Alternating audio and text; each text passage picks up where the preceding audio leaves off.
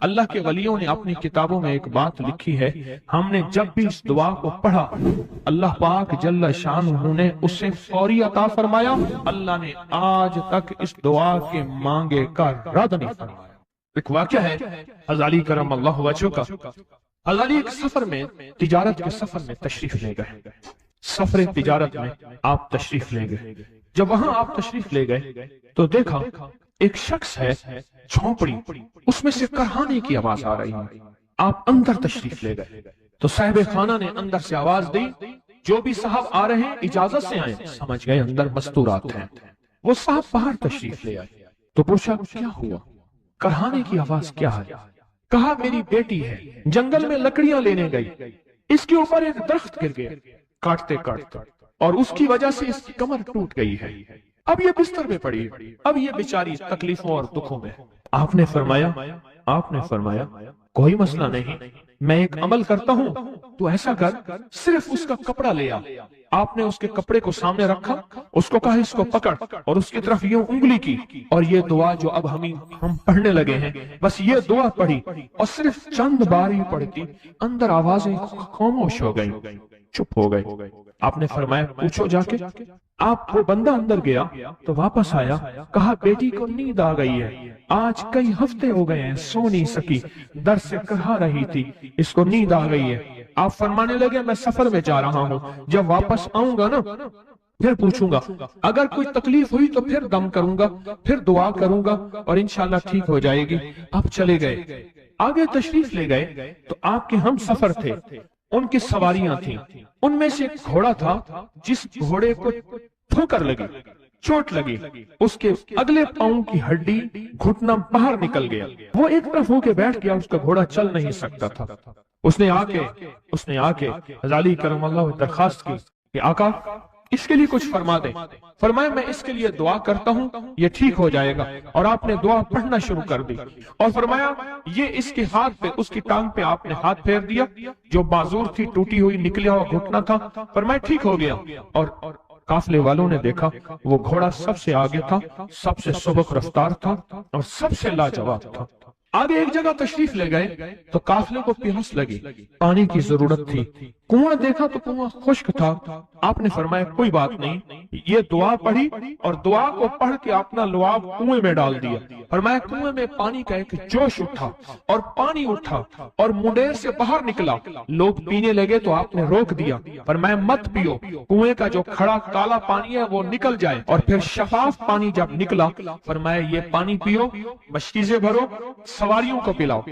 قافلہ چلتا رہا، آگے تشریف لے گئے، آگے دیکھا تو کھانا ختم ہو گیا، کھانا ختم ہو گیا، اتنا کھانا تھا کہ اب کھا لیں، آئندہ کیسے کھائیں گے؟ تو آپ نے فرمایا جو کھانا ہے لے آؤ۔ آپ نے کھانے کو رکھا، اوپر کپڑا ڈال دیا، اور یہ دعا پڑھنی شروع کر دی جو ابھی ہم بیٹھ کے پڑھیں گے، خوش قسمت ہیں۔ اور کپڑا ڈال کے فرمایا دعا فرمائی، یہ عمل فرمایا، یہ دعا پڑھی، اور اس کے بعد فرمایا دیکھو کھا لیا، اور فرمایا ہمارا 17 دن کا سفر تھا، اس 17 دن میں ہم نے کھایا، لوگوں کو کھلایا، جہاں لوگ آتے تھے ان کو بٹھاتے تھے، دسترخوان ہمارا تھا چند افراد کا، پھر سینکڑوں لوگوں نے کھایا۔ 17 دن کے سفر میں تھوڑی سی کمی بھی نہ ہوئی، جب گھر لوٹے تو وہی کا وہی ہمارا خزانہ، کھانا وہی سارا توشہ موجود تھا۔ آگے تشریف لے گئے تو ایک تجارت میں ایک دیکھا تو ایک بندہ ہے ٹھیکریوں پہ ٹھیکریاں مار رہا ہے، آپ اس کی طرف تشریف لے گئے، آپ نے اس کو جا کے دیکھا، لگتا ہے کہ تو پرانا جواری ہے۔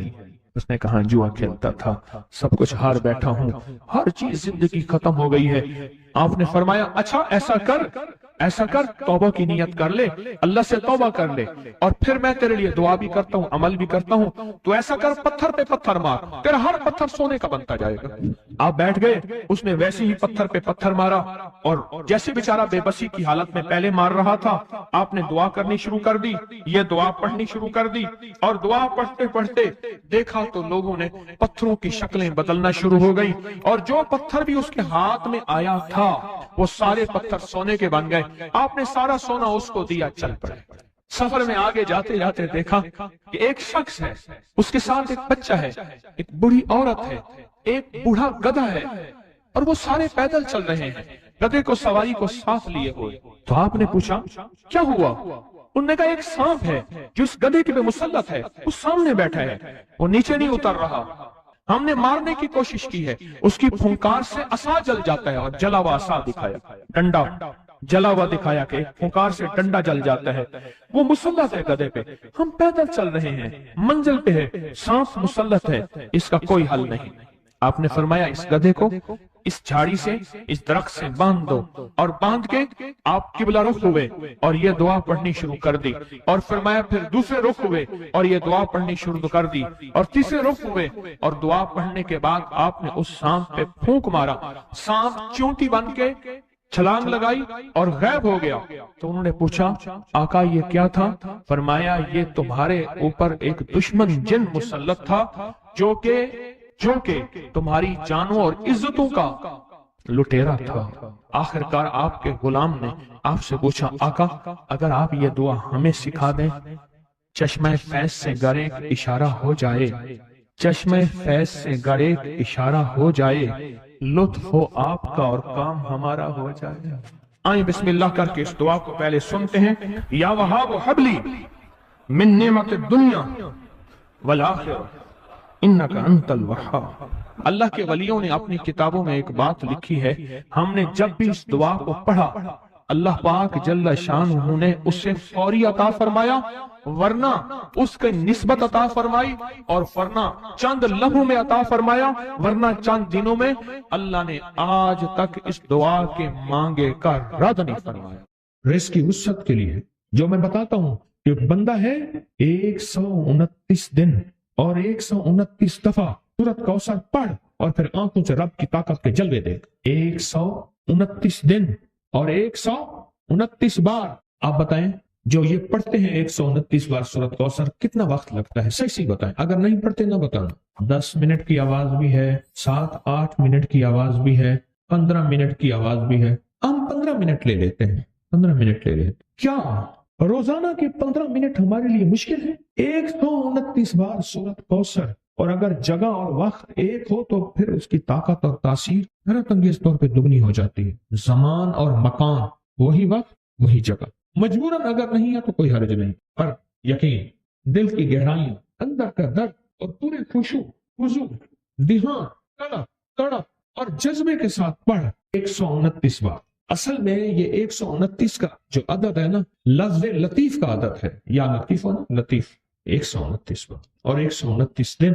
फिर कुदरत के खजाने और रब की रहमत के खजाने, उसकी अता और शफकत के खजाने, उसकी मेहरबानी के खजाने। एक और चीज बताऊं, एक और चीज बताऊं, दीदार मुस्तफा के लिए, कमली वाले के दीदार के लिए सूरत कौसर बहुत बाकमाल है। अब इसके फायदे सुनते जाएं, 129 दफा के फायदे जरा सुनते जाएं, क्योंकि मेरे आका की तसल्लियों के लिए, दिलजुइयों के लिए ये आयत, ये सूरत उतरी थी। कुरान की सबसे छोटी सूरत है। दिलजुइयों के लिए ताने दे दे के जालिमों ने मेरे आका के सीने को छलनी किया, और अल्लाह पाक जल्ल शान ने फरमाया मेरे हबीब क्यों गमज़दा है, हमने आपको कौसर दे दी।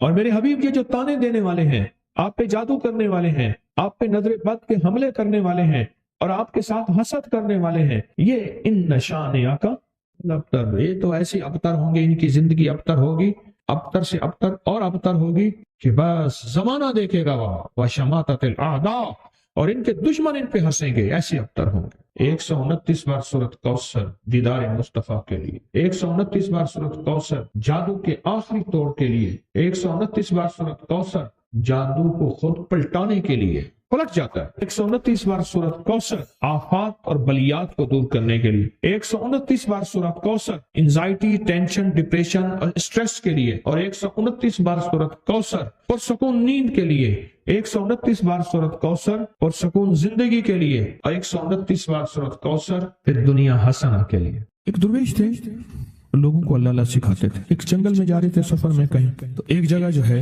रात पड़ गई, एक दरख्त के नीचे क़याम किया।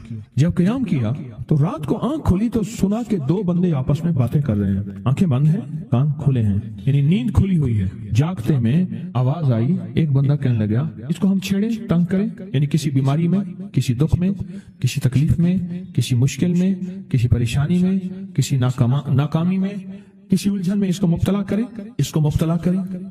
دوسرا کہنے لگا چھوڑ، تجھے اس نے کیا کہا ہے، تو اس کو کیوں تنگ کرتا ہے؟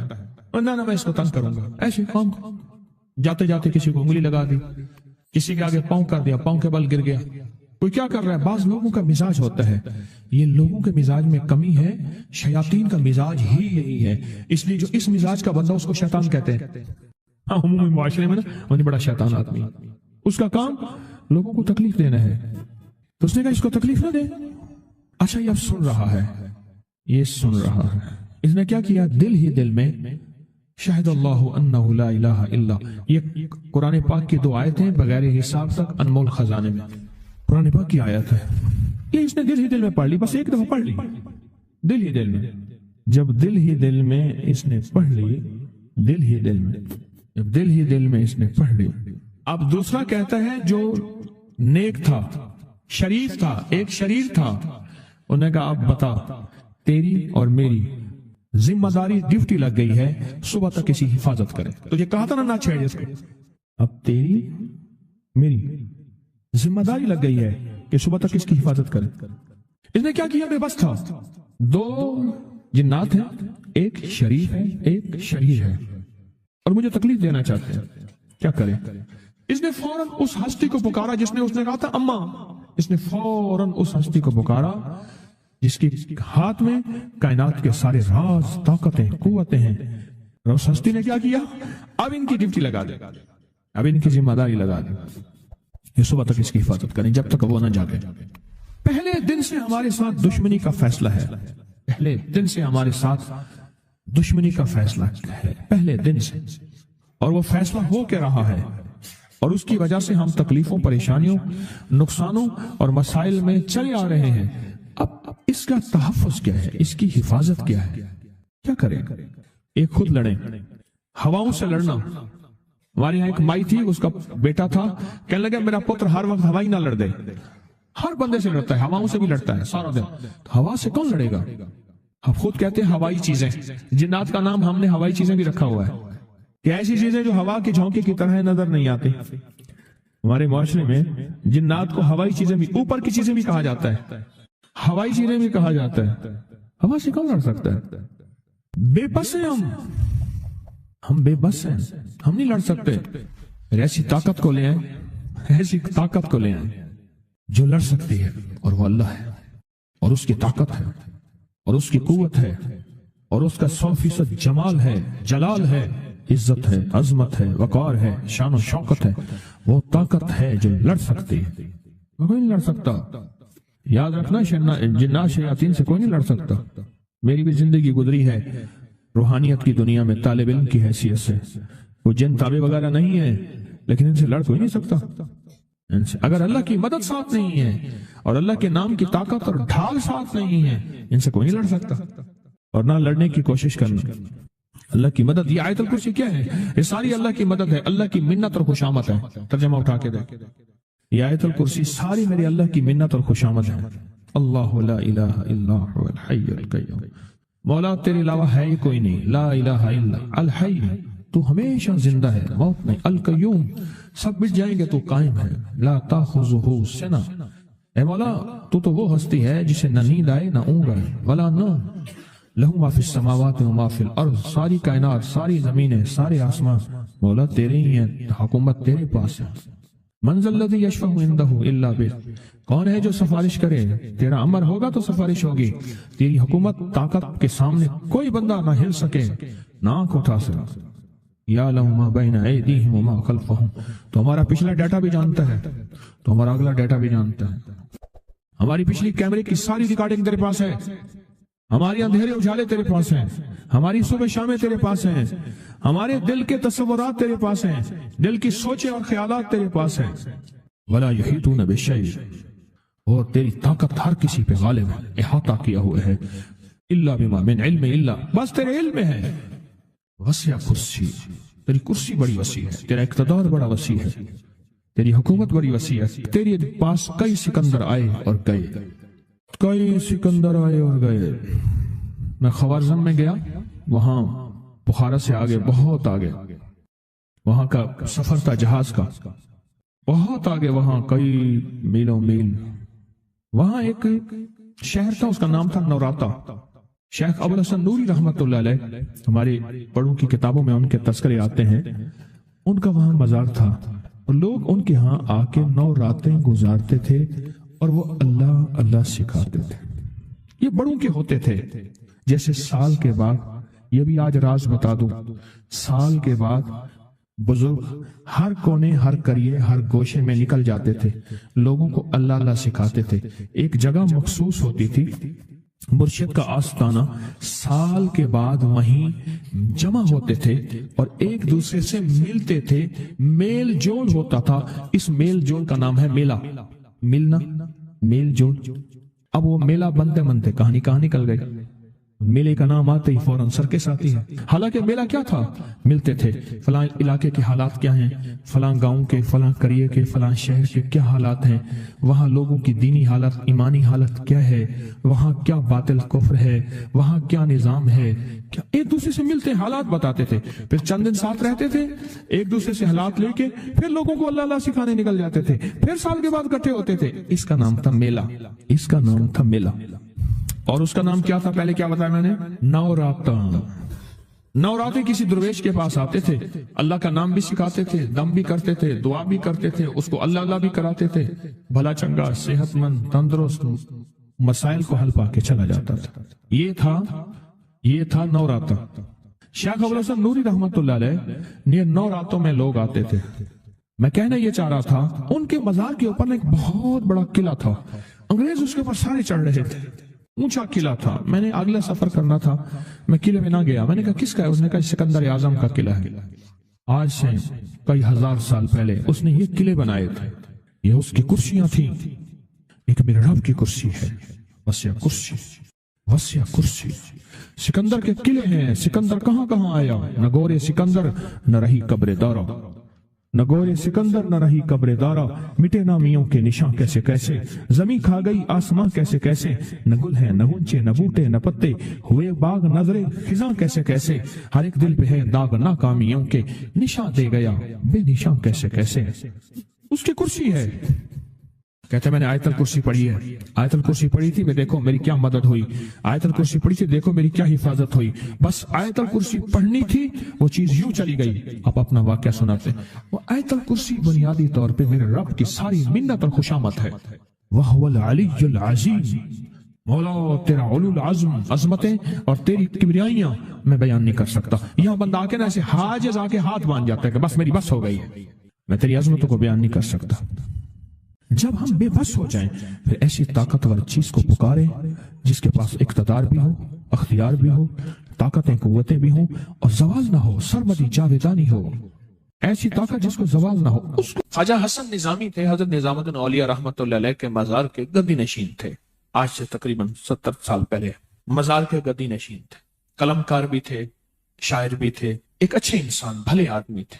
وہ اپنا واقعہ سناتے ہیں، وہ کہتے ہیں کہ میں سو رہا تھا، میں نے محسوس کیا کہ میرا جسم سے گوشت ختم ہو گیا، کئی سالوں کا مردہ ہوں اور میری ہڈیاں ہیں، صرف ہڈیاں ہیں، اور ان ہڈیوں کے ارد گرد کوئی بندہ ہے آ گیا، ارد گرد بندے آ گئے، بہت سارے افراد آ گئے اور مجھے کوڑے سے مار رہے ہیں، میں چیخ رہا ہوں اور میری آواز کوئی نہیں سن رہا۔ انہوں نے چند بار کوڑے مارے ہی تھے، تھوڑی دیر ہوئی، گونج پیدا ہوئی اور اس گونج کے اندر ایک لہریں تھیں جو آ کے ان کو لگی اور ان کے ہاتھ سے کوڑے گر گئے، پھر لگی وہ خود گر گئے، پھر لگی وہ مٹی ہو گئے، پھر لگی وہ گونج آ رہی ہے، قریب آ رہی ہے، قریب آ رہی ہے، قریب آ رہی ہے، اور ان کی مٹی اڑ گئی، اور وہ پھر لگی، وہ صفا ہستی سے مٹ گئے، وہ گونج آ کے مجھے لگی، راحت کا ذریعہ بن گئی، جو کوڑوں کی تکلیف تھی وہ ٹھنڈک، اور آ کے وہ میرے اوپر چھاؤں بن گئی، اور میں اس میں دب گیا، میں اس میں چھپ گیا۔ میں نے پوچھا کیا تھا؟ کہا تیرے حاسد تھے، تیرے دشمن تھے، جادوگر تھے، ظالم تھے، تکلیف دینے والے، تجھے مٹا دینے والے، تیرے ساتھ انتقام لینے والے، تیری خوشیوں کو ختم کرنے والے، تجھے غم کے زہر کا پیالہ پلانے والے، تیری راحت کو چھیننے والے، تیری زندگی کو تلخ بنانے والے، تیری خوشیوں پہ خوش نہ ہونے والے، یہ سارے کے سارے وہ ظالم تھے۔ اور کہا یہ کیا تھا؟ کہا کسی بے چین کی دعا آئی تھی، تیرا کام کر گئی۔ کہا وہ کہاں سے آئی تھی؟ کہا تجھے خبر ہی نہیں تو نے کسی بے چین کو راحت پہنچائی تھی، اور راحت اللہ کی بارگاہ میں اتنی وزنی بن گئی کہ اللہ نے اس کی دعا کو تیرے لیے راحت کا ذریعہ بنایا، تو نے اس کو راحت پہنچائی تھی، اس کی دعاؤں نے تجھے راحت۔ ہمیں دعاؤں کی ضرورت ہے، ہمیں دعاؤں کی ضرورت ہے۔ کہا سن لینا، آج ایک موتی دے رہا ہوں، ساری زندگی یاد رکھنا۔ کہا جو مرشد کی اور والدین کی سختیوں اور تلخیوں کے باوجود بھی دل سے تابعداری کرتا رہا اور خدمت کرتا رہا، مرشد کی اور والدین کی سختیوں اور تلخیوں کے باوجود تابعداری کرتا رہا اور خدمت دل سے کرتا رہا، اور میں اللہ جل شان ہو اسے بغیر مشقت کی ولایت دیں گے۔ یہ مجھے کسی نے بتایا ہے، 100% بتایا۔ مرشد کی اور والدین کی سختیوں اور تلخیوں کے باوجود بھی 100% خدمت کرتا رہا اور تابعداری کرتا رہا۔ یہی الفاظ ہیں، اور یہی کے الفاظ یاد رکھیے گا کبھی پوچھوں تو۔ 100% خدمت کرتا رہا، تابعداری کرتا، سختیوں اور تلخیوں کے باوجود۔ اللہ اسے بغیر مشقت کے، بغیر محنت کے کیا دیں گے؟ ولایت دیں گے، اور اللہ اسے بغیر کمائے تمنگری دیں گے، کمائے تمنگری دیں گے، اور اللہ جل شانہ اس کو بغیر توبہ کے موت نہیں